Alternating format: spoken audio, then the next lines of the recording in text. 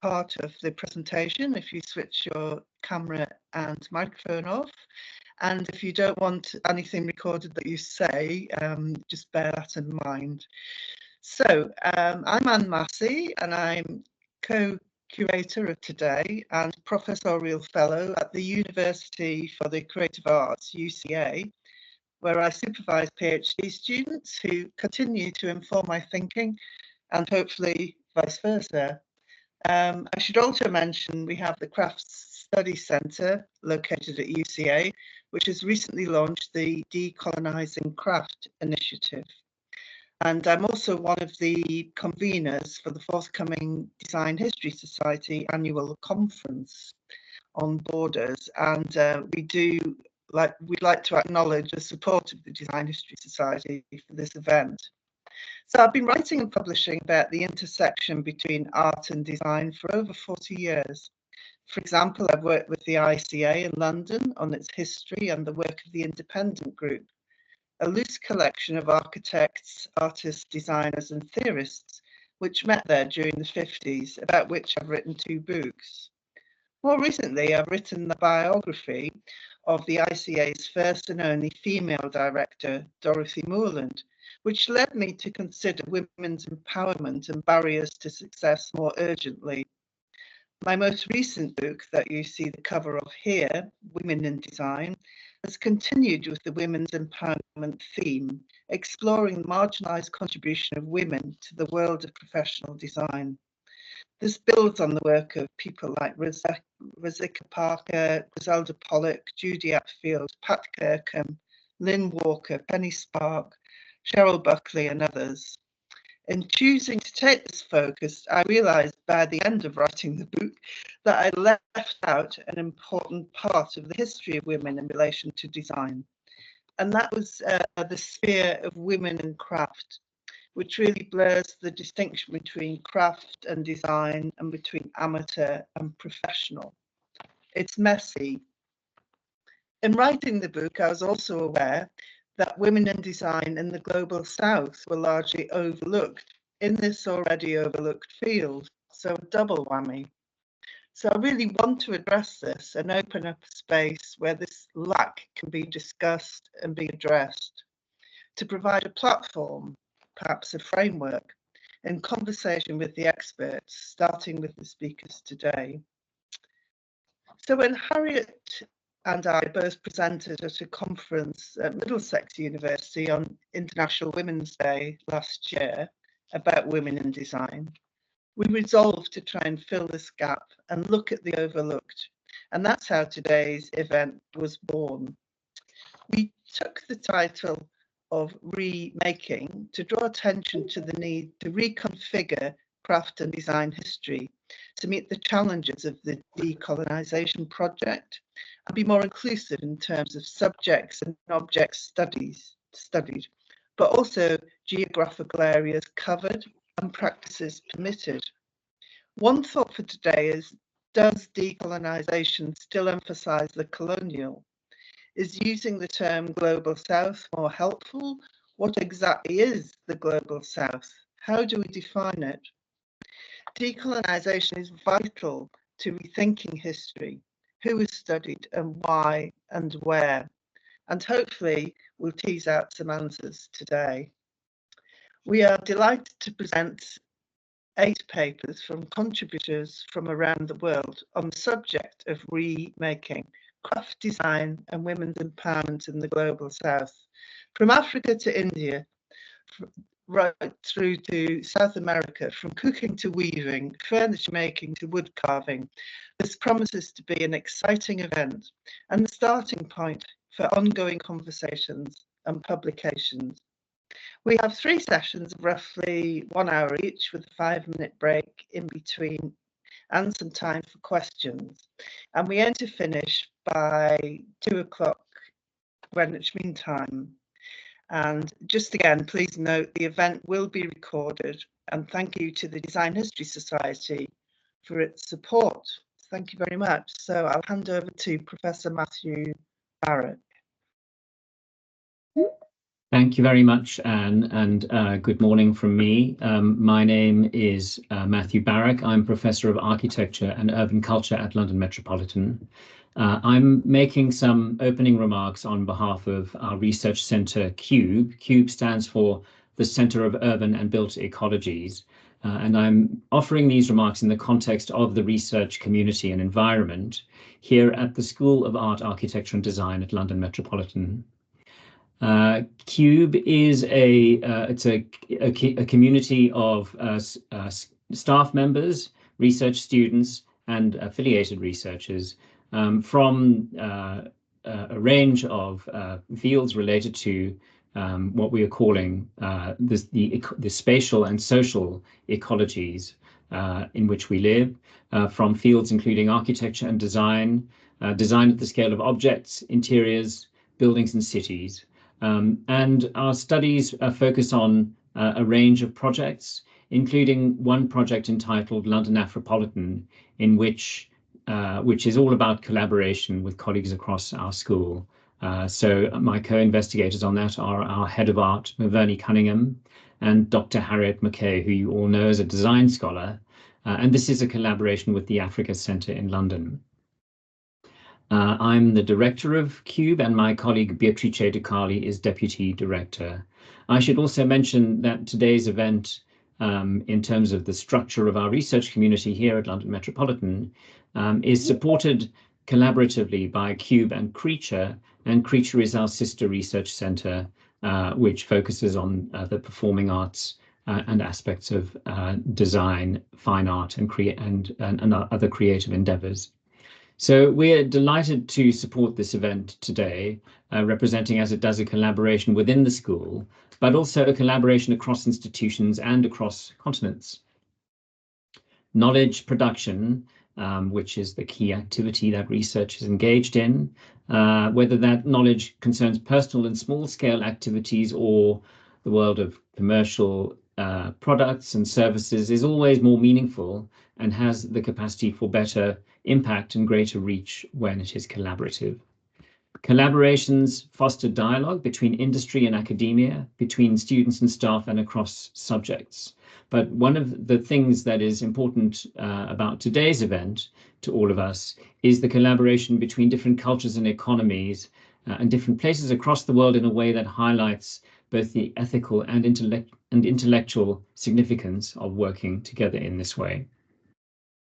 So before we even start, I'd like to take the opportunity to congratulate the conveners of this event, Anne Massey, who you've just heard from, and my own close colleague, Harriet McKay, on collaborating with each other, not for the first time, and in putting this symposium together across so many areas of work and study. I'd also like to thank both institutions, the University of the Creative Arts and London Metropolitan, as well as the Design History Society, as Anne has already mentioned. So thank you very much from me. I'm now going to hand over to my colleague, Dr. Jessica Kelly, who's going to chair the first panel. Thank you. Thanks, Matthew. Morning, everyone. Thanks to everyone for being here, and of course to our esteemed organisers. Like Matthew said, my name is Dr. Jessica Kelly. I'm here at London Met in the design department doing contextual and critical studies. So I'm delighted to chair this opening panel where the theme is food and furniture. We've got 3 speakers. They're each going to talk for about 15 minutes each. We're going to run all the papers, and then we've got time at the end of the panel for questions and answers. So please, while our speakers are speaking, think of your questions, note them down, and we'll open up to those questions at the end. So we're going to start with Harriet, who you've already heard from. Harriet's giving a paper titled Cooking as Craft and Women's Empowerment in Cape Town, Marrakesh and Kigali. Very many thanks, Jess. And hello, everybody. Thank you also, Anne and Matthew, for those introductions. So, not just to be sort of hubristic, but I put myself first because some of the things that I realised in writing this paper were that I have some wider questions which might pertain to those vexed issues, certainly vexed, I think, in Western scholarship around the hierarchies that have always sort of dogged us, thinking about craft versus design and so on. Anyway, so here we are. At the end of February, just as we were about to enter the month of International Women's Day, and as you've heard from Anne, this was the event last year that occasioned the conference this year. We'd planned actually to try and hold this event on Women's Day, but had to postpone it a little bit. But we're just still within the month. Anyway, so an email arrived just as we were about to enter March. It was from the School of Human Sciences at London Med, who were organising, they said, a fundraiser for the Rare Disease Day on the 29th of February, as they said, the rarest day of the year. The email ran, the students are hosting a Bake Your Research event where PhD students and staff come together and bake cakes related to their work to raise awareness for rare diseases. The notice came as a reminder of the power of cooking as shared human activity beyond the necessity for food as sustenance and nutrition alone. But what's a discussion about cooking doing in this forum on craft design? One of the motivators for organising this symposium, as Anne has said, was our thinking that a conversation offering to reconsider definitions of design and, according to our conversation at that time, therefore also of craft, might be useful. It's my contention that baking and cookery might be meaningfully thought of as necessitating elements of craft design skill. Before I outline 3 African organisations that focus on delivering these skills to women trainees, I'd like to explain why I feel this to be so. A commonplace, I'd argue, in terms of Western thought, is that craft is somehow not design. How it's not design, though, has been harder to pin down.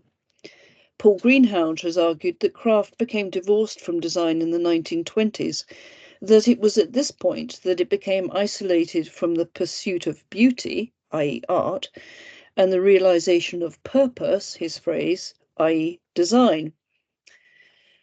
But as Peter Dormer said,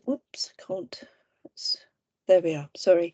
But as Peter Dormer argues in his seminal 1997 text, The Culture of Craft, in a practical sense, you can't divorce craft from design.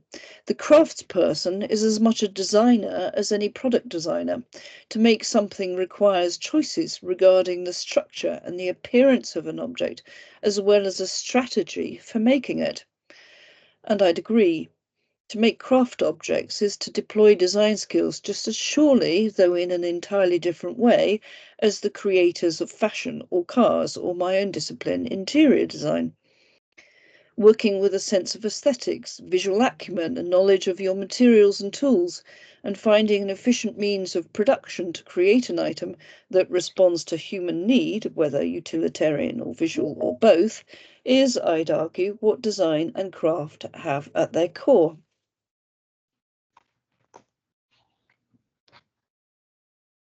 It was for this reason, when I first encountered the phrase craft design as an accepted term on my first trip to South Africa in 2008, that I felt that at last I'd found a useful term to deploy when thinking about the handmade, the locally produced, the work of the designer maker. As the South African platform Design Indaba, one of the country's major discussion spaces for design across numerous disciplines from architecture to beading, the word craft design used by them often appears, as you can see here, on its pages. A variation of the term craft design comes in the form of craft art, sometimes used, as you can see here, by Elbe Kutsia in her book on South African making. At first, these terms feel clunky, but the more one uses them, I think, the more they settle as normative, even essential descriptors.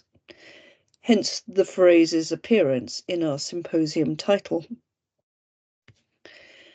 I now want to push my argument further by exploring the extent to which cooking of all sorts, in this paper privileging baking, might also be an activity we can position as being a craft skill. Is a recipe, to use an old-fashioned idea, not in fact a blueprint, or the name of the dish to be made not a brief? But again, why include an account of cookery on a symposium on women's empowerment? And my simple answer to this question would be to say that A, discussing this subject helps to underline a re-evaluation of what craft can be and what craft design might mean, and B, because I want to create a space for aligning the upskilling and financial independence that cookery skills afford women in economically marginal situations with the benefit, and I think often greater status, of craft design practice. For all its relatively easily communicated skills enhancement and viability as a source of income, there are noticeably very few examples of cooking as being deployed as a means of income generation among low-income groups.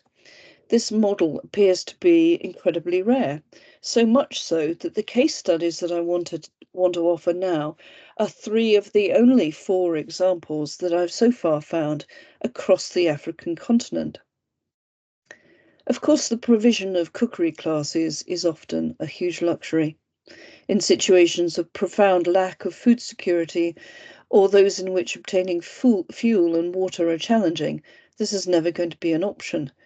A baseline infrastructure providing access to stoves, water, raw materials has to underpin any such endeavour.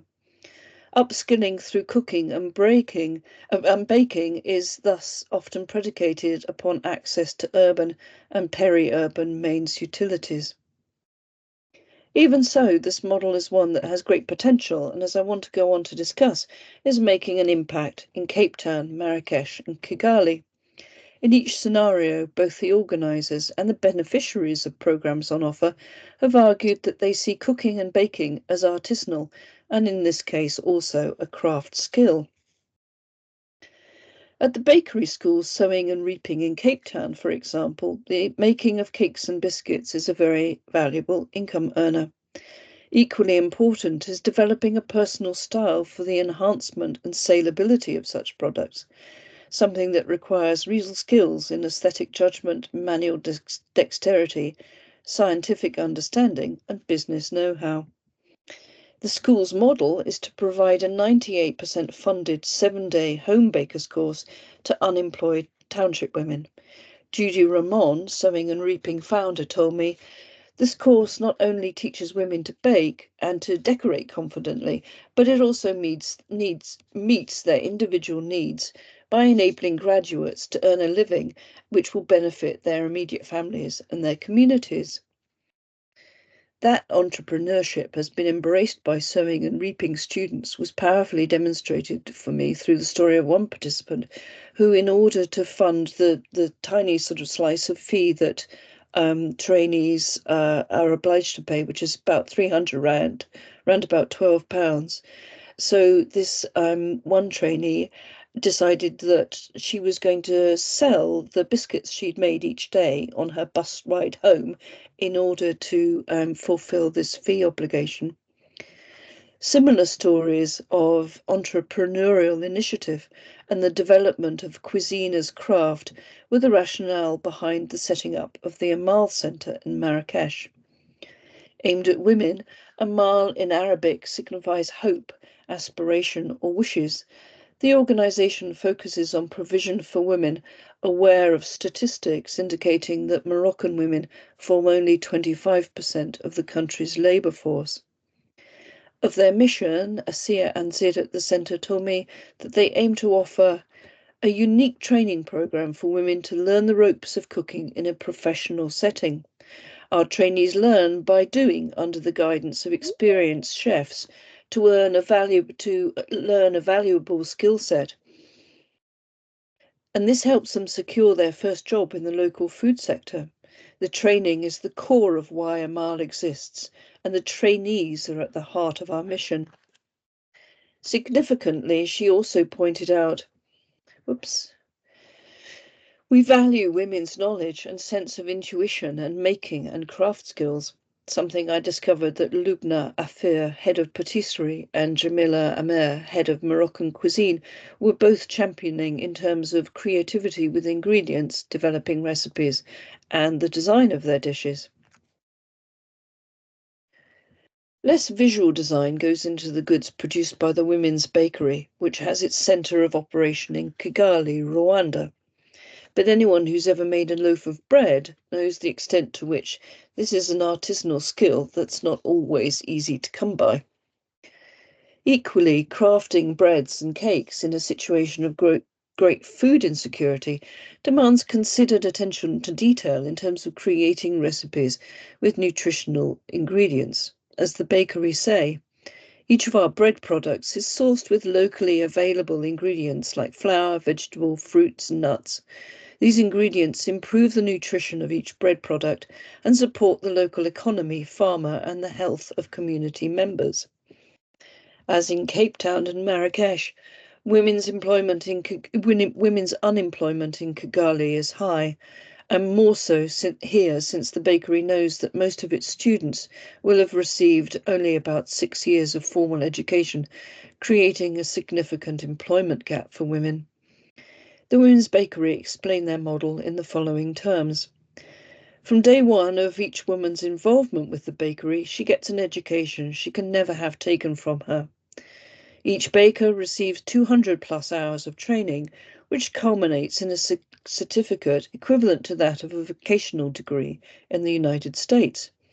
And not only do women get an education for themselves, but their employment means that they can also pay for school fees for their children. Interestingly, in the context of this paper, one of the bakery's graduate stories is about Hadija Esperance, who enrolled on the training program, having left her work as a potter selling tourist art. Hadija said, "You can't feel how I feel to be doing baking as a business. I used to do pottery, but with no gains. But now I'm baking and eating nutritious breads, so it's great. My children will eat breads and improve their health. I'll make money out of the breads and my whole community will benefit. But when I was doing pottery, it was just survival, not living." She continued to explain this by adding that she used to make vases and then wait for a long time for people to buy them. But now she's happy, she said, and she'll make bread that's needed in the community and which, importantly for her, sells immediately. Surely Hadija was using skills transferred from her former career when she became a baker. Her situation highlights the extent to which skills in the kitchen mirror not just the production of ceramics, but processes across craft production. Just as with the ceramics production, accuracy is important. Understanding oven temperatures, for example. Careful attention to detail is necessary when baking. Hand-eye coordination and manual dexterity are also vital. Skills such as cake decorating, using a palette knife, piping, painting, making intricate sugar work, all take time and effort. And for each of these skills, of course, perfecting them, just as craft design skills, this can mean a number of years of investment. We need to expand ideas about what craft skills might be so that women and others who engage in the process of cooking and baking can be judged in such a way as to raise their status. We should also reevaluate the idea that women, so often cooks and bakers, as opposed to men, chefs, are engaged in utilitarian tasks only, simply resulting in quotidian products. With a new attitude towards this activity, the creation of food-based upskilling opportunities can grow. As Sarah Rhodes comments in her paper, Beyond Nourishing the Soul of a Nation, Craft in the Context of South Africa, and to return to my opening arguments, although art and craft and design are historically seen as separate disciplines, our contemporary world is increasingly turning towards a fusion of the traditional with the modern, resulting in an exciting new hybrid, pushing the boundaries of new forms, materials, techniques, functions, and technologies. The crafting of food products should certainly also be considered along these lines. Thank you. Thank you so much, Harriet. What a brilliant start. Okay, let's go to our next speaker. Like I said, we're going to take questions at the end for all the panel together. So please keep a note. So our next speaker is Rukmini Chaturvedi, who's giving a paper today titled Multiplying the Divide, the Bridge to Nowhere. Hi, Rukmini. Thank you for that. Are you ready to share your slides? Yes. Great.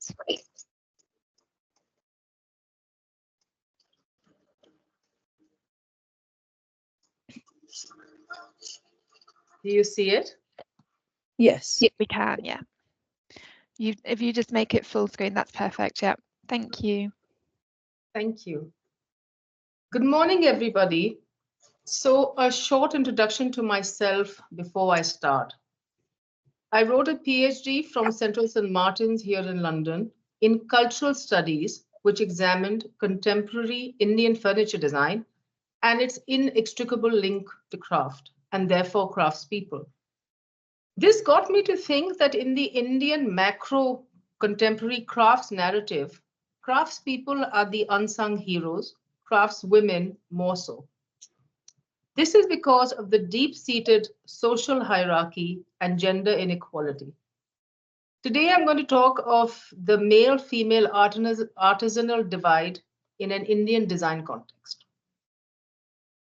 My main realization after having written this thesis and having interviewed several designers, academics, craft visionaries, and artisans was the immense roles that class and privilege play in the Indian ecosystem, including the design and craft sectors. While these roles exist even outside India, I don't think they permeate every aspect of life. I had to train myself to be balanced in my thinking and approach when it comes to viewing the social barriers that India presents. Social inequality is so steeped in the Indian mindset that it completely ignores the fact that both genders of artisans, if have been inculcated in their craft traditions, if they have, over generations, and their craft is ingrained in them equally. I examined the sociological and economic causes of the demise of certain craft traditions and the empowerment of women through craft. This helped in substantiating that craft was not only a catalyst for personal growth and social and economic change, but also created new conflicts and challenges. I believe that artisans are key to the Indian design narrative. Plotting the design history timeline through furniture made me view this furniture through the eyes of the artisans and not just those of the designers. It drew my attention to the craftspeople and their critical involvement in this narrative. For me, the way of thinking around objects also changed. It brought out the social relevance of design, which is conspicuous in global design today. In the work of the designers that formed the focus of my thesis, I interviewed the artisans. There was not a single woman amongst them. There was only one designer who works with women, but he goes to the village because these women are not allowed to come to the cities. This was a significant image provided by the designer. And for me, it was an amazing image and significant because there she is crafting something in traditional garb. The clothing, of course, indicates that she belongs to a village, more that there is no connection to the contemporary or urban world except in what she's crafting. Whereas the final limited edition object would adorn the modern home of the upper middle class or the wealthy. I recently discovered and briefly interviewed the founder of a crafts collective from New Delhi who works with several women craft clusters. She co-creates gifts and experiences, as she calls it, using craftspeople in the villages. She tries to weave the narrative between the makers and the buyers, which is a big gap that I see in other design craft outputs. She's focusing her research on one craft at a time since they have just begun. She traveled to 6 states across India, stayed in different craft clusters for a year, and built relationships with the artisans. She needed to build trust, she said, to start with, because dealing with women, she had to be able to convince not just them, but also their families. She tries to keep the craftspeople on equal footing and shares initiatives and leads directly with the craftspeople. She said, yes, it is difficult for women, mostly from a security point of view, and therefore has to have long conversations to instill security in them. And communication is key, as it is, I suppose, in any relationship. Her organization for now only sells online, but they do want to be part of larger exhibitions and fairs, which are expensive, but it is the best way to get visibility. She has a large network with over 60 craft families that she works with. She wants to make her market consistent before adding to the numbers of craftspeople that she works with. Her USP is to make her organization sustainable as a business and in practice, and take care of the artisans she works with, and then extend her reach. I'm not sure, even as I say this, but I think crafts, women specifically, their lives remain unchanged, even though there are furniture designers using them, other designers using them, they're craft collectives. So I don't know if I could say that metaphorically and literally, they stay under a veil. For me, these pictures reflected an amalgamation of the old and the new, the rural and the urban. But I think above all, they reflected hope for women and dying craft traditions. In the artisan designer sector, some of the most common challenges to overcome in India are inequality and inequity, ethnic, religious, political, and geographical diversities. The design world is still dominated by a few expert voices, and in particular to India, a top-down, hierarchical, and capitalistic way of being and doing things. The artisans also agree with this and work with the same thought process. A craftsperson I interviewed said that the designer has more knowledge than us. We are artisans, we only make the product. Another one said he doesn't understand consumers, so he just works and does whatever the designer tells him to. These statements to me were clear indicators that they saw themselves as makers with no further involvement, that they were just the means to an end. However, they did realize that the work that they do is good and that not everybody can do that. So it begged the question of cultural inheritance. I wondered whether they genuinely realize the value of their craft. But I am of the firm belief that these craftspeople must be educated of the fact that they carry within themselves an intangible cultural heritage. I think it is key that designers should build on the knowledge that has already been created and take it forward. Because if you build the future on past knowledge, you would have a stronger base. Artisans should be conscious, or well made conscious, of the timeless traditions that are vested in each of them. While the interviews with the designers demonstrated that they are working towards safeguarding the interests of craftspeople that they work with, I believe that the onus is on them, since that they are educated and understand and know the issues of craft sustainability. So it is for them to point out to craftspeople how important their skills and knowledge are, not just to the craft industry, but also to the design industry. Encouraging the artisans to continue to produce craft and to pass on their skills and knowledge onto others, particularly their own families and communities, would be valuable for the future. Above all, I think there should be communication with the artisans that they partner with to understand their processes and how the craft work impacts theirs and vice versa. Craftspeople should realize that they represent their village, their craft, their legacy. They carry cultural capital within the art and craft design ethnology and are thus highly prized. However, for now, their standing is inferior in the larger design landscape because that views productivity and efficiency of time. Regardless of this difference of perception, the contemporary engagement with craft is trying to produce a culture of design that is distinctive. And I'd say largely the success of that design industry is a result of this engagement. Definitely, the craft industry needs intervention. It needs hand-holding. Also, the designer needs to have a social motivation and not just a commercial one. So there needs to be a concerted effort from the designer community. It should be a collaboration. There has to be awareness generation.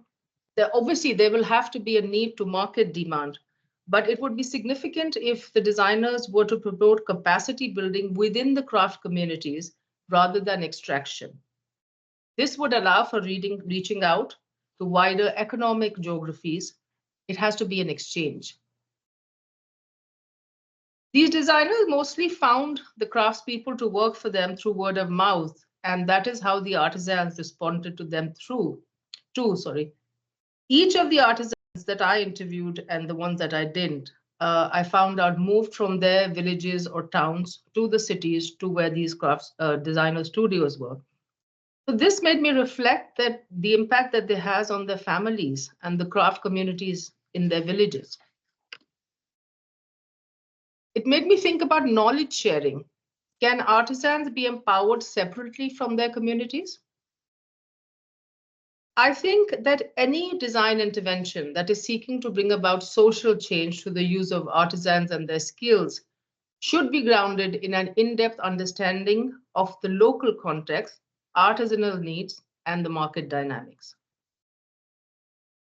But unfortunately, the societal differences are so ingrained with the caste system adding to an already divided society that these pictures remind me of a moment that I will never forget. I was interviewing the craftsperson and asked him to sit before the interview started. And he looked so stunned and shocked to hear it and asked if I meant on a chair. It was the very chair that he'd made. So, however, like I said, I was not surprised to hear it. It is this very hierarchy in India that is causing further problems in the craft industry, and it is this imbalance of power that needs to be addressed. Artisans are at a disadvantage, we know, because they are disorganized as a sector. There is a lack of education, there's low capital, poor exposure, the absence of market intelligence, a poor institutional framework, and an inadequate access to resources.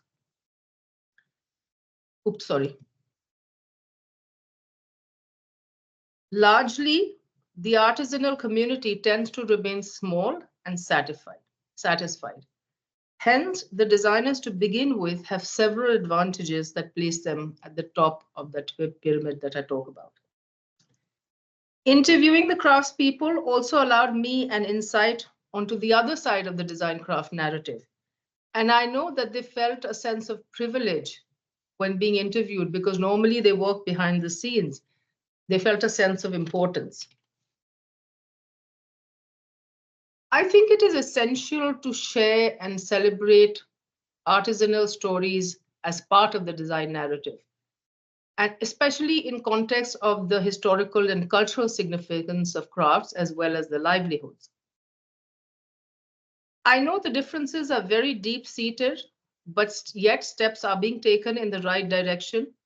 However, my research tells me that artisans for now in India will never be on equal footing with the designer, and that the next generation of their artisans will not take to craft. Overall, it is a start in transcending the social divide and the hegemonic community formations in India, which will help ensuring the future of the craft industry. The threat to craft heritage and therefore the design sector is a very real one for India unless collaborative effort is made. One could also argue that the power lies with the craftspeople in that the designers are dependent on them. Once their skills are lost, then designers would have to reevaluate their design strategies. So my constant contemplation is what does the future hold for them? If the next generation does not take up craft, then how will designers work around that? And what will happen to the design and craft industries? More importantly, will India lose centuries of tradition? I don't have any definitive answers to any of these questions at the moment, because it is a complex collaboration where there is considerable interdependency. So I leave you with those questions, and I do hope that at some point I will have positive answers for each of them. Thank you very much. It's been an honor to speak here today. Thank you so much. Another fantastic paper, so interesting. We're going to go to our final paper for this panel and then take questions. So I'd like to invite our final speaker, Yen Ling Hong, who's giving a paper titled Rewriting Tradition, Women and the Embodiment of Knowledge in Singaporean Woodcraft.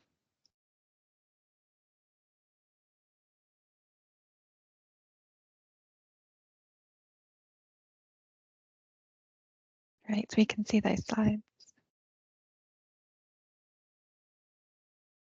We can't hear you though at the moment. Well, I can't hear you.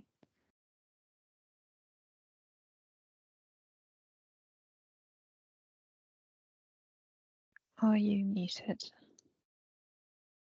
I see Yen Lin's You is are muted. muted. Let's ask you to unmute. No, I can't do that on here. Yenling, you'll have to unmute yourself, and the way to do that is using the tabs along the top of the Teams window. Just click on your microphone. So there's the red leave button, there's share, and then there's your microphone and camera. That's it. You've got your mic turned on now. I think we can hear you. We can hear something. We can, yes. Hi. Oh, I could hear you. Now I can't.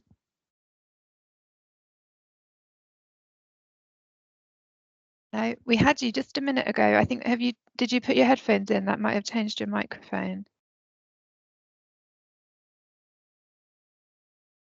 No, we can't hear you, I'm afraid. I can still see you.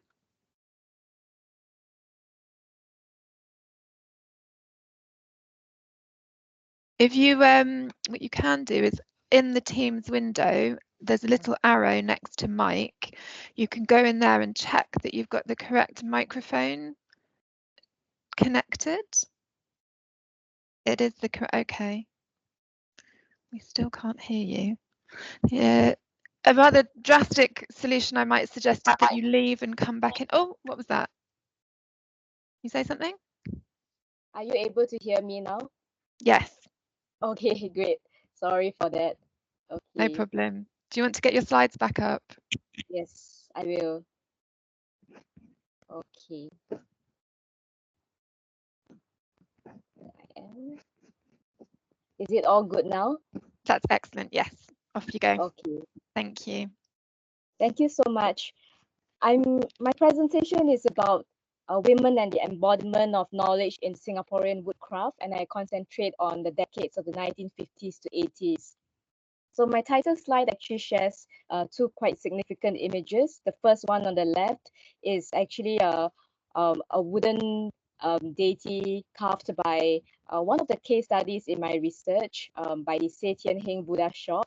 It is actually an image of the mysterious maiden of the nine heaven, which is believed to be one of the few goddesses who has protective powers in the form of being able to wield a sword, being clad in armor, and also having in her other hand a gourd holding the elixir of immortality.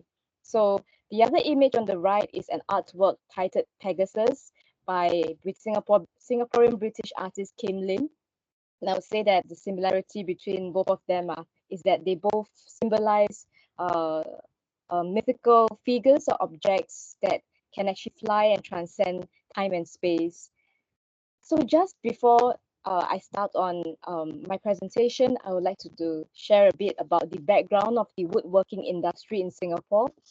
So one of the major driving forces behind our Singapore's entrepot trade in the 20th century was actually the legions of Chinese artisans who pursued crafts as a full-time profession.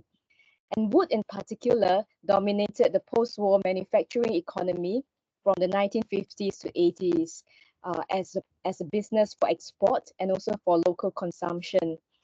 And many of these early pioneers of the woodwork cottage industry were actually migrants from southern Chinese provinces. These workers bore skills and techniques that were deeply rooted in antiquity, and they represented an expansive lineage of traditions, beliefs, and customs from their respective ancestral roots and heritage.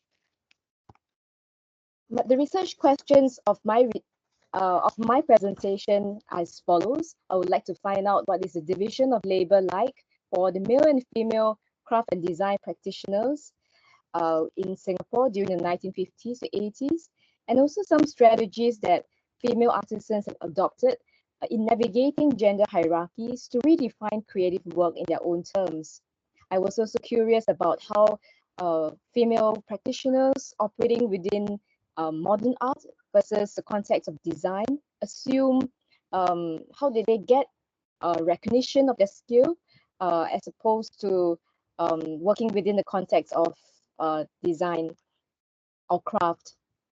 And also I was keen in finding out how did women ultimately create an impact in evolving artistic and familiar traditions. And my strategy was to have a cross comparison across 3 selected case studies as listed below. The Se Tian Heng Buddha shop, which is a century-old family of idol carvers who carve wooden Chinese deities for worship. The second is Chan Pui Ki, a wooden furniture business that makes and restores and repairs wooden furniture. And lastly, an individual, female artist Kim Lim, who actually elevated the status of woodcraft with experimentations in abstract wooden sculpture. So I have actually drawn upon various primary sources such as oral history recordings and also secondary sources such as news and journal articles. However, given the limitations of time and also the scope of research, I was unable to access first-hand interviews with some of these surviving case studies, which is the first 2. However, there's a lot of rich material existing in oral history recordings and also the secondary sources. This is an overview of the timeline of how Singapore's art and design landscape developed from the 1950s to 80s. It is, in short, very economically driven. Primarily, it was a highly industrial project that was developed to meet the nation's demands in manufacturing. And so craft and design were essentially a kind of packaging and promotion strategy for the nation's manufacturing drive. And it was also a way of branding and packaging Singapore as a new nation, as we had actually only achieved independence in 1965, and we needed to be seen and imaged on the world stage. So first and foremost, I will delve into the first case study, which is the Se Tian Heng Buddha shop. It is a 127-year-old family business that focuses on carving Taoist deities, and it draws its influences from Hokkien-style carving technique. So the dialect group is very significant because the styles and techniques all vary and carry a very distinctive mark and impression. So the business had doubled up not just as god carvers, but also as carpenters who constructed temple furnishings and accessories, and also work on restoring damaged idols. During the peak of their business, they had received such good foreign patronage that they even received a 6-month commission by various Southeast Asian royalties to restore furniture in royal palaces. However, in recent years, the ebbs and flows of their trades were heavily influenced by various factors such as the modernization of the production process, mechanization, as well as changes in how faith and religiosity manifested amongst the population. On the left, I have highlighted the family tree that outlines some of the key characters within the business. one particular individual worth highlighting is the matriarch of the family, Madam Tan Chilian, who is 92 this year. And she is also taken over her husband's business when he passed away almost 12 years ago. So as a family business, the trade is passed down only within the bloodline, and hence she has actually passed down her skills to one of her sons, Mr. Ng Yao Hua, who is a third generation owner, who in turn appointed his son as the fourth generation owner, Mr. Ng Ziyong. So this is one of the images of how the shop looked like in the early days with Madam Tan at work within the shop. And this is how it looks like in modern times. It's set among the historic Chinatown district of Singapore, and it's in recent years highly gentrified. So how the process of carving a new god begins is that the client will approach the master carver over tea and to discuss his requirements for the kind of deity that he wants to be carved. And then some of them would want a regular image with particular features incorporated for their own reasons. And then the carver will actually accommodate all these requests after a few sketches and negotiate a certain price. And after that, there will be an auspicious day selected to start work, and the master carver will actually say a silent prayer to his own household altar, to the patron saint of carpenters, to seek guidance and help. So once this process has been completed, the master carver would actually be the one responsible for commencing the process by carving out the rough outlines and dimensions from a block of camphor wood. So camphor is preferred because it is actually a very softer species of wood and has a sweet and pungent scent that repels wood-boring insects. It is also easier to carve finer details such as the hands and the fingers as compared to harder wood like teak. So artisans in the family will have to master every step of the process and the production line, from chiseling, fine-tuning, sanding, and varnishing. But they will always tend to hire external apprentices from outside the family to help supplement parts of the labor. So the process is actually extremely male-dominated right from the start, where the master carver is usually a man, the eldest male in the family, and the other as helpers and assistants will also tend to be male. However, the next stage of carving actually involves the detailed filigree and also creating details and decorations such as the embroidery on the ropes, the facial features, the jewels on the heads, and so on. And this process is actually done all by hand, requiring a special kind of dough made from incense and sandalwood ash, and it's applied on the deity or the wooden sculpture itself by hand entirely. And these stages are usually so intricate and delicate that it's taken on usually by women for their meticulous and detailed precision. And once the details are finalized, the statue is usually painted on with sheets of gold foil, and there's also a process to consecrate it and bring it to life, so to speak. So for Madam Tan herself, she has taken over the business for the past 12 years, and she mentioned that she had actually learned not by a formal process, but rather by sitting beside her husband and observing what he does, and taking over only when he's not around.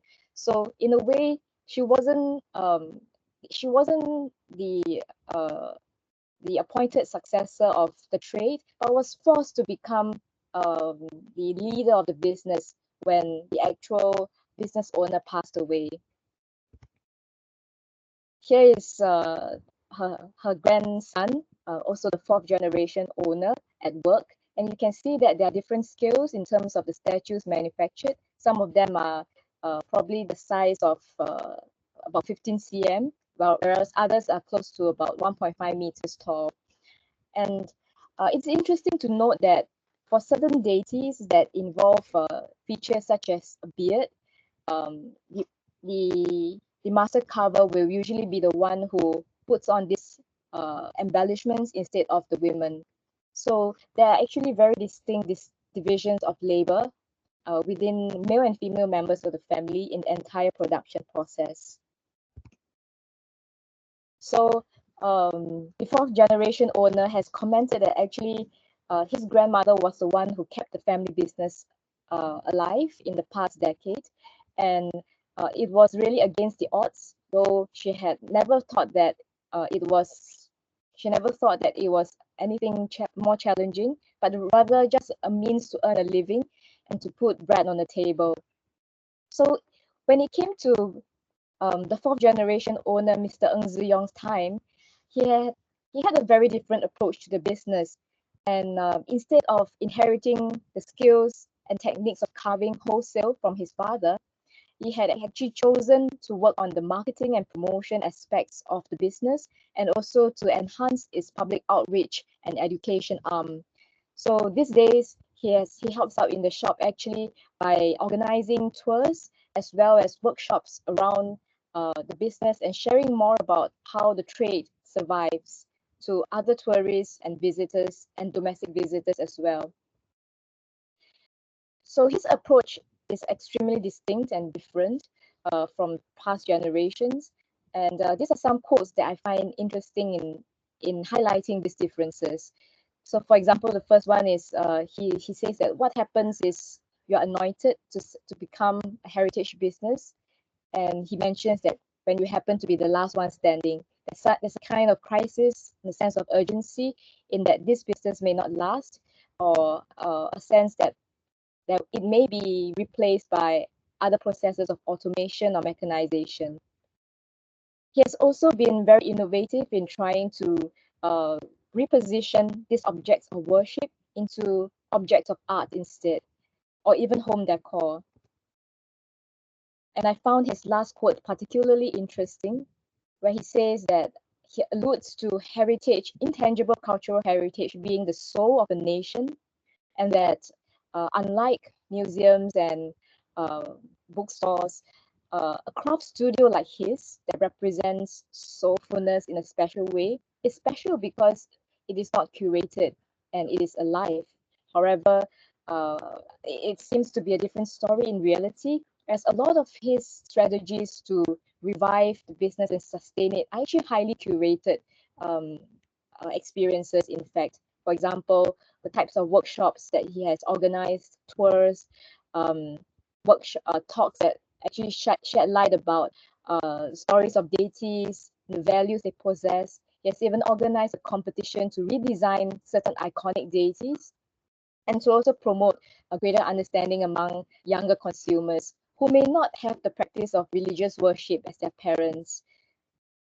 So there's a kind of pragmatic attempt to distance the business away from traditional religious rituals and practices, and to instead situate it within the domain of contemporary art, sculpture and furniture, which is arguably more neutral. The next case study is on Chan Pui Ki, which is a Cantonese antique business. However, I do not have pictures for this case study, but what I found interesting was that it also supplemented Se Tian Hing's example by being a wooden furniture and repair business. And this particular case study actually emphasized on the role of the women in being a source of divine inspiration for holding up and sustaining the business through challenging times. And last but not least is my case study on Kim Lim, a Singaporean British artist who actually studied in London at Central St. Martin's, and have also studied at Slade. So she was actually married to the Scottish sculptor and painter William Turnbull, and both of them have actually created extremely interesting breakthroughs in sculptural form in terms of the mediums of wood, fiberglass, and steel.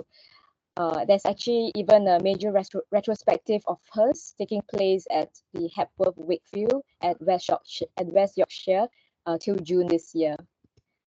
So for Kim Lim, she's very different from the previous examples. She actually also draws inspiration from the natural world, and she works with a very strict logic of abstraction. and also a very strong respect for the organic properties of the wood. So most of her earlier works were it had included wood in very geometric and simplified forms, but yet she does not really fully identify with the label of minimalism, but instead she wants to capture the kind of space and light, weight and depth that these sculptures possess. So she had also, one significant difference is that she had also used wood in its natural state and emphasized its quality, unlike the previous two examples, which actually sought to modify wood according to a very specific stylized image. And these are some quotes shared by people in her life that are significant. So one significant difference was she was able to develop her own identity away from Singapore, and that experience had actually highly informed her practice. Yenling, So, I'm just going to jump in and say that you've had 15 minutes now, so if you could maybe take another minute to wind up, thanks. Sure. I'm on my last slide, and I'm sharing some of the findings comparing the 3 case studies. So each of them had actually had actually articulated identity and modernity very differently, but while their visual language differ, both of them had drawn from lived experience in the natural world, and they all have showcased tensions between customs and culture, and that as artists and designers, they often labor under the cultural tensions embedded in what is the idealized vision of earning a living, a proper living, as well as economic priorities of the state. However, one common strategy they had was in overcoming their challenges is having the practice of syncretism, and yet often resorted to appropriating and borrowing knowledge across the fields to keep themselves and their practice fresh. So with that, I end my presentation, and thank you so much for this opportunity today. Thank you so much. That's brilliant. I love that ending on the tension between customs and culture. I feel like that really sums up a lot of this first panel and what we've been talking about. Thank you, Yenling. So can I invite our speakers, Harriet and Rukmini, to get their cameras back on and their mics back on. Yenling, do leave your mic and camera on so we can carry on this conversation, if that's all right. I mean, there are so many common threads. Congratulations, Harriet, on your programming. It's worked really well. I want to open up to the audience, and if you have any questions, please either use the chat on Teams or raise your hand and I will call on you. But while we're waiting for people to sort of formulate their questions, there are a couple of themes that I think really came out from all the speakers this morning. One of which was sort of types of knowledge and how that knowledge is transferred. So Harriet, you talked about these sort of formal training sessions really in cookery and what that transfer of knowledge is, but you also talked about the recipe as a kind of written form of knowledge transfer. And Rukmini and Yenling, you both talked about the sort of oral traditions and intergenerational transfers of knowledge. I wondered if you could just sort of reflect on that between all of you, kind of how important that idea of modes of transfer of knowledge is on your topics.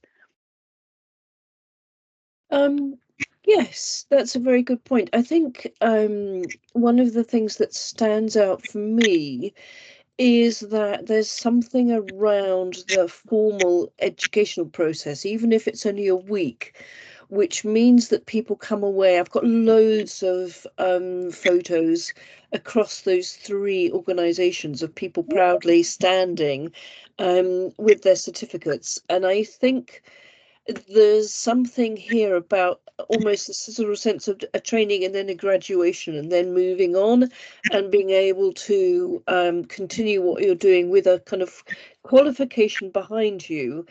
And I think that sort of formal underpinning is very important psychologically for people. And I think that's possibly where the trainees and the craftspeople that I'm talking about are in a slightly different position. from the makers that Rukmini and Yenling have talked about.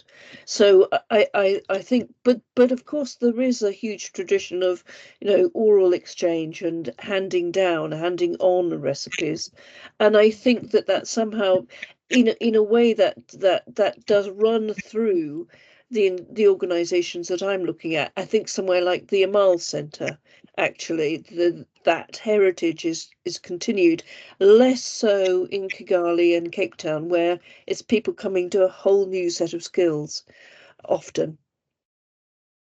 Thank you. That's amazing. I'll carry on from what you're saying, Harriet, because even in India, for craftspeople, the validation that a school or a certificate provides is incredible. So one of the things that I suggested there is that maybe there can be school for craftspeople. I mean, it doesn't have to be a year-long program, but 6 months, 1 month, 2 months, you know, whatever, so long as it's certified, because that is the validation that they require, because craft is not seen at par with design, let's say. You know, that is the inequality there. Yeah. I think for my research, as most of the craftspeople are family businesses, validation is actually one of the challenge actually for younger generation practitioners to want to step up to inherit the business, because they're so used to having a very structured kind of education curriculum in school, but actually learning from a craftsman within a family doesn't really have the kind of similar milestones that defines when you graduate to the next stage. When do you actually start having a different customer base, for instance? And a lot of these are based on personality. It's based on kind of unseen power relations within a family, and it's also negotiated in very informal ways. And hence, I guess this is one of the barriers that prevents younger generation family members from taking up the trade. So they actually prefer something much more structured, like in a school or institution where you can have certification of skills and progression naturally. I mean, oral histories are, I mean, fundamental to whether design or craft. I mean, there is no, the importance and the value that we ascribe to oral histories is, you know, is key.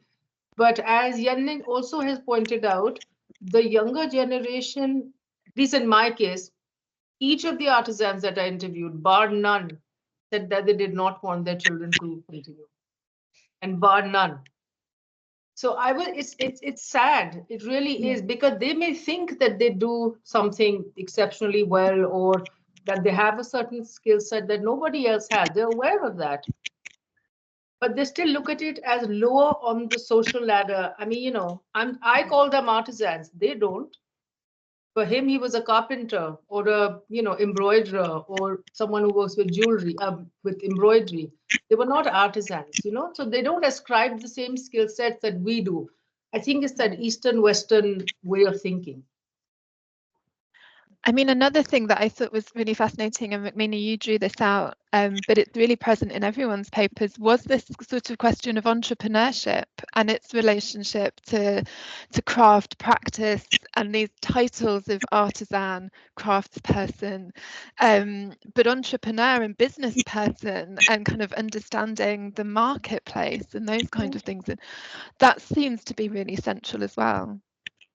Because for now, for how I see it, I don't know, you know, everybody else today may have a different viewpoint, but what I saw in India was that I make, and that's where my sort of journey ends. You tell me what to do, I'll do it, and that's it. I mean, not to say that craftspeople are not, well, cussed or stubborn. I had one of my designers say that they're so used to making and working with intricate carvings like we see, the Western world sees, you know, buildings and flowers and peacocks. And he says, so when you tell a craftsperson who's been trained in intricate carvings to make a square block in marble, he won't do it, because they are so stuck in their ways. So it's not that they don't provide, present problems too. But overall, they are the unsung heroes, as it were. I mean, it just made me think of that there's writing, isn't there, about in fashion, for instance, in design history, where looking at how fashion businesses have used the idea of craftsmanship or artistry to disguise the business of design, that it is an incredibly commercial activity, and it's like using the mask of I'm an artist, I'm a craft person, to sort of gain a sense of legitimacy, where the idea of being a business person or the commercial aspect of design is seemed to be sort of challenging. And Yenling, I wondered how that relates. And I'm also interested in this idea of them being sort of family businesses, and the entrepreneurship being within the idea of making a living, rather than necessarily building a commercial empire. But I wondered if you had thoughts about that, Yenling, or Harriet, where obviously the idea of making a living through the work is important for the schools that you were looking at. I think for say Tian Hing Buddha Shop, especially, entrepreneurship is something very prominent in the 4th generation owner's approach. He is really modernizing the business by even looking into 3D printing as a form of alternative towards hand carving.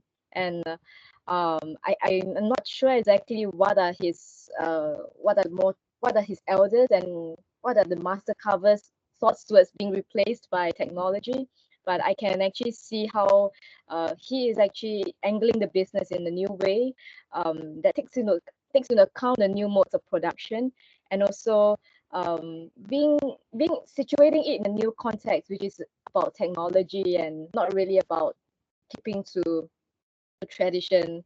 I think for family business like that, it's always a question of innovation to survive against the odds. It is about it's really about survivor, and not really like for instance an artist, and innovation is a form of experimentation and growth. But for craft businesses in particular, it is really about staying afloat in a world that it may increasingly grow less relevant. I think one of the things that's really struck me listening to my colleagues here has been the extent to which this has highlighted what I've sort of thought of, I guess, in the West as a kind of craft washing of design. That there's a sort of vibe at the moment where the crafted, the artisanal is the thing to want to acquire, whether it's shopping at your local farmer's market, and whether that's food produce or whether it's designer maker artifacts. It's something actually that we're turning to, but very often there is, we're even seeing sort of large companies tending towards this kind of aesthetic. And as I say, I use the sort of phrase craft washing to legitimize some of the practices that we're moving against. And I think this comes in the wake of things like the Occupy movement and also our awareness of global climate crisis. But I guess without being too kind of reductive about this, we are in a global forum today, which was exactly what we wanted to have happen, but that noticing regional differences and attitudes around the world is something that's, I mean, it's obvious, but it has really highlighted that for me, hearing my colleagues speak just now. We've got a question there, I think, from Matthew. Yeah, hi. I really enjoyed the presentations. I was really struck by Yenlin's quotes from one of the case studies, this whole idea of soulfulness. It was such an amazing little nugget of insight, especially in relation to this idea that the museums and books can contain messages about the value of heritage, but in craft and in the living world of making things and remaking things, there is a different kind of value. And because with all three presentations, and in particular, well, actually for both Rukmini's and Harriet's, there was this trying to get to grips with the difference of appreciation of the value of what these people are doing, whether artisans or women in baking groups. And sometimes, certainly in Rukmini's examples, doing themselves down, like not giving, in this age of the influencer, of Instagram, of people who are content creators who do so little and make so much out of it, yet we have these people who have real skill and bring real value to what they're doing, and yet they do themselves down. So around this idea, and just maybe as a counter comment to what Harriet was saying about craft washing, is there not a way to get a better sense of the value that is brought by people genuinely having that soulfulness in the work? So one of the things that is, I think, appreciated about craft, where so many things are mass produced, is that craft does have that soul in it, in a way that many of the products that we consume so easily doesn't have that soul. And certainly, although we spend an awful lot of time on social media, so much of the stuff we see on social media is gone in a second and really has very little soul. So it's a very open kind of comment, but maybe there's some questions in there which are worth commenting on. And I made some notes during Harriet and Rukmini's talks about trying to get to grips with these questions of the, there's the value in the goods and the tangible goods, but also the intangible goods. There's this dimension of social capital, but then the cultural continuity, which was so brilliantly demonstrated also in Yen Lin's project through the family tree and those ideas of continuity. And the idea of living heritage is something which, if you don't preserve those skills and activities, then it's lost forever. So there's a kind of question of responsibility. Apologies for the very big set of questions there, but maybe something worth commenting on.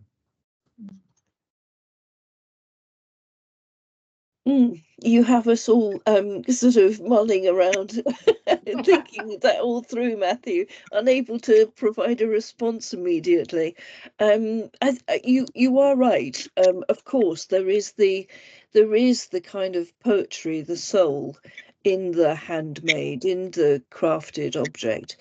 I think, well, I guess my response to that is the sort of thought that where are the sort of cost lines in that kind of production, and do we get back to a situation where these items have soul, they breathe soul, but how accessible are they in that sort of sense? If we stop talking about maybe tourist art and think about, I don't know, leech pottery or something, do these items then almost kind of price themselves out of being accessible? I guess was one of my sort of one of my thoughts.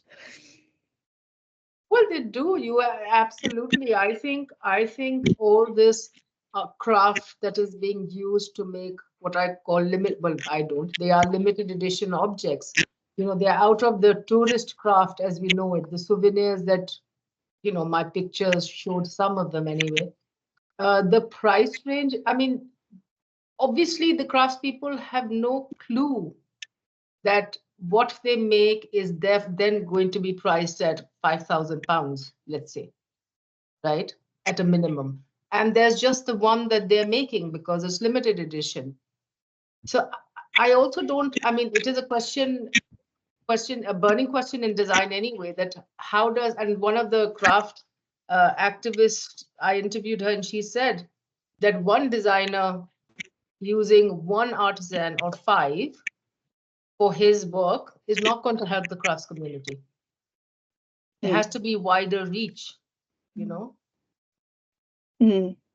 I'm mindful of South Africa, where I do a lot of my research, and I'm thinking that possibly because there was a quite a unique situation in '94 with the coming of democracy, there's suddenly a whole sea change in terms of craft art, craft design, making, and there's a noticeable vibrancy in this sphere of activity that the government has also championed.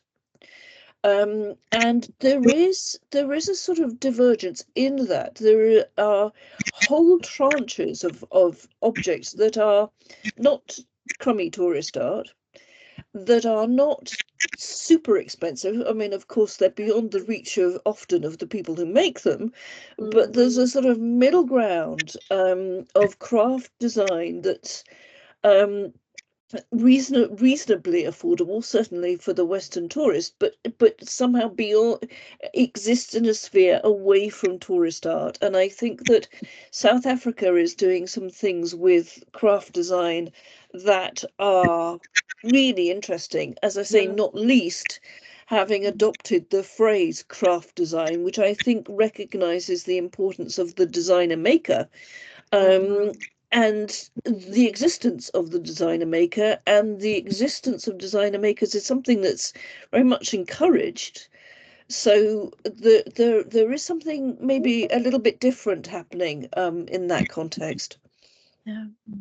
Thank you for that. And I'm sorry to have to draw this really fascinating conversation to a close, but I think we've used up our time for this panel. I think the conversation melds perfectly and brilliantly into our next panel, which is titled artisanal, I don't know how to pronounce that, sorry, artisanal and craft practices, which is going to be chaired by Anne Massey. But before that, we're going to take a 5-minute break. So we are running a little bit late, but I have it as 27 minutes past 11. So I'm going to say, shall we come back at 33 minutes past 11, which is 5 minutes, have a comfort break, and then we'll be back with Anne. So see you at 33 minutes past. And thank you to all of our speakers. Well done. Fantastic start to the day. Thank you, Jess. Thank you, Jess. You, Jess.